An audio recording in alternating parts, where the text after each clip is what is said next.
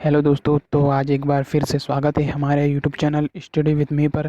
तो दोस्तों आज हम आपको बल और गति के जो टॉपिक है, जो जनरल साइंस का जो टॉपिक बल गतिकी है, उसके बारे में हम आपको विस्तारपूर्वक बताने वाले हैं।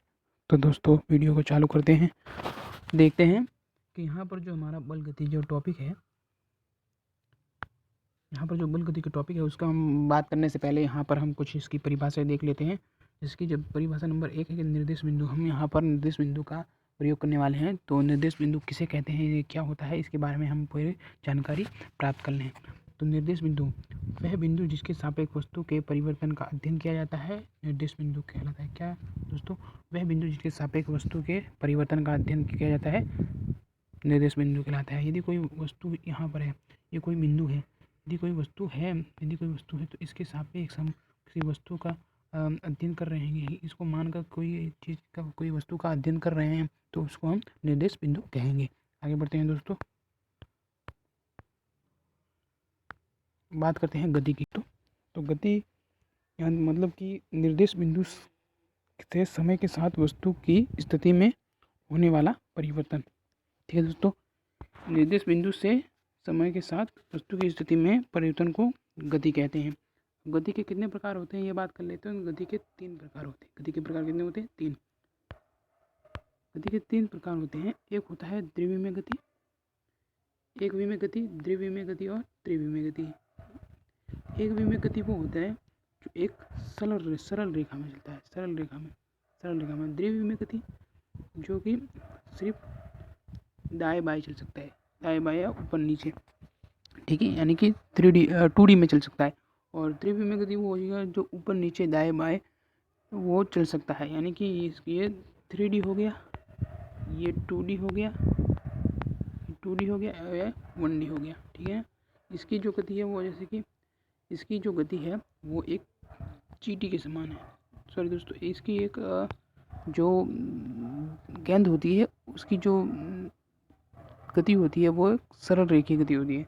और जो द्विविमीय के लिए होती है वो एक चींटी की जो गति होती है उसको हम द्विविमीय गति मान सकते हैं। और जो त्रिविमीय गति होती है वो हम पतंग, जो कि पतंग आसमान में उड़ती है, उसे हम त्रिविमीय गति मान सकते हैं। तो दोस्तों आगे बढ़ते हैं।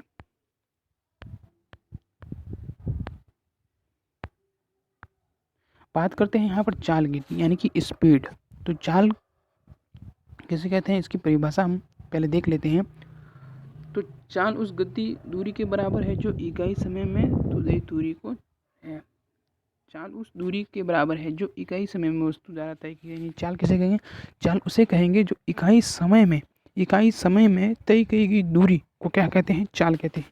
तो इसका जो सूत्र हो जाएगा वो चाल बराबर हो जाएगा दूरी द्वारा तय की गई, वस्तु द्वारा तय की गई दूरी बटा में आ जाएगा दूरी के तय करने में लगा समय। ये हो गया आपका सूत्र हो गया है। अब इसका जो मात्रक होता है वो जान लेते हैं। इसका मात्रक होता है मीटर प्रति सेकंड। इसका मात्रक होता है मीटर प्रति सेकंड। दोस्तों ये याद कर ले, ये आपके एग्जाम की दृष्टि से बहुत महत्वपूर्ण है। दोस्तों इसे नोट कर ले किसी नोटबुक में और इम्पोर्टेंट लगा दे। अब बात करते हैं विस्थापन की। तो विस्थापन किसी निश्चित दिशा में गतिशील वस्तु द्वारा तय की दूरी। ठीक है दोस्तों, यानी कि कोई निश्चित दिशा में कोई भी वस्तु है, मान लो कि ये वस्तु है, ये किसी निश्चित दिशा में गई हो।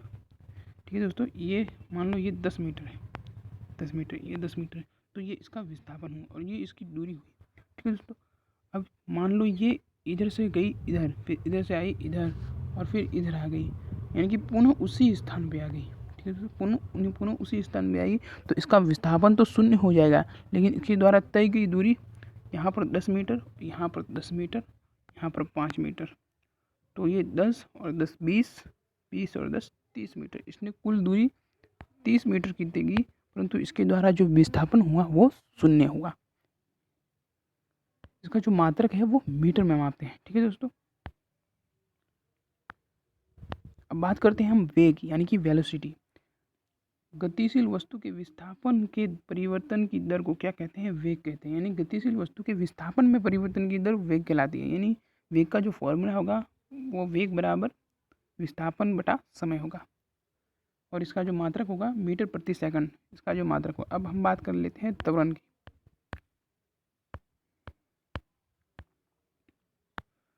त्वरण किसे कहते हैं?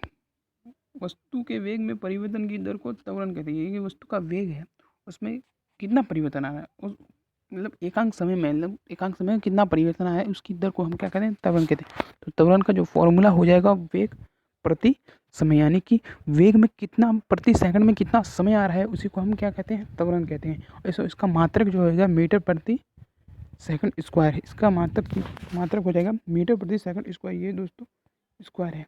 ठीक है दोस्तों, बात करते हैं हम संवेग की। संवेग किसे कहते हैं?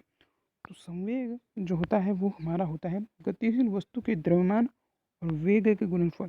यदि कोई वस्तु है जो क्या है? गतिशील है, तो गतिशील वस्तु होगी, उसका द्रव्यमान तो होगा ही, द्रव्यमान होगा, तो इसका द्रव्यमान यानी कि m और वेग यानी कि v वेलोसिटी, उसका जो द्रव्यमान और वेग का जो गुणनफल होगा वो हमारा संवेग होगा। तो यहाँ पर होगा संवेग बराबर द्रव्यमान इंटू वेग, यानी कि P बराबर m इंटू वी। ठीक है दोस्तों, ये इसका फॉर्मूला हो जाएगा। अब इसका मात्रक की बात कर लेते हैं। तो इसका मात्रक है किलो जूल,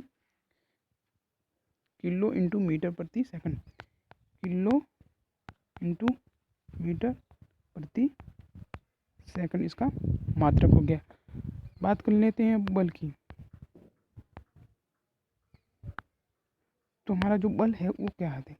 वस्तु के संवेग में परिवर्तन की दर को क्या कहते हैं? यदि कोई वस्तु है उसका जो संवेग है, यदि उसको हम परिवर्तित कर देते हैं, तो उसका जो परिवर्तन की जो दर होगी उसको हम क्या कहेंगे? बल कहेंगे। तो बल क्या होगा? यानी कि बल यानी कि F बराबर m इंटू ए, यानी कि इसका द्रव्यमान और इसका त्वरण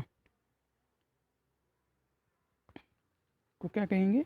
बल कहेंगे। ठीक है दोस्तों, अब बात करते हैं हम इसके मात्रक की। तो ऐसा ही पद्धति में इसका बल का जो मात्रक होता है वो न्यूटन होता है। क्या होता है? न्यूटन। इसको एन से प्रदर्शित, कैपिटल एन से प्रदर्शित करते हैं। वहीं सीजीएस पद्धति में इसका मात्रक जो होता है वो डाइन होता है। इसका सीजीएस पद्धति में मात्रक इसका क्या होता है? डाइन होता है। वहीं पर देखते हैं हम कि 1 न्यूटन बराबर होता है 10⁵ डाइन। 1 न्यूटन किसके बराबर होता है? 10⁵ डाइन पर। तो ठीक है दोस्तों, ये आज का हमारा वीडियो रहा था। बल और गति की कुछ शब्दावलियाँ थी जिनको हमने देखा। आई होप कि आपको ये समझ में आ गई होगी। यदि आप कोई डाउट हो तो मुझे कमेंट में ज़रूर बताएं और इस चैनल को सब्सक्राइब कर लें। इस चैनल के माध्यम से आपको सभी प्रकार की जो एग्ज़ाम होगी उनकी जो डेट, उनके बारे में जो सिलेबस, उनकी जो जानकारी होगी वो हम आपको उपलब्ध कराते रहेंगे। और इसे ज़्यादा से ज़्यादा शेयर करें। धन्यवाद।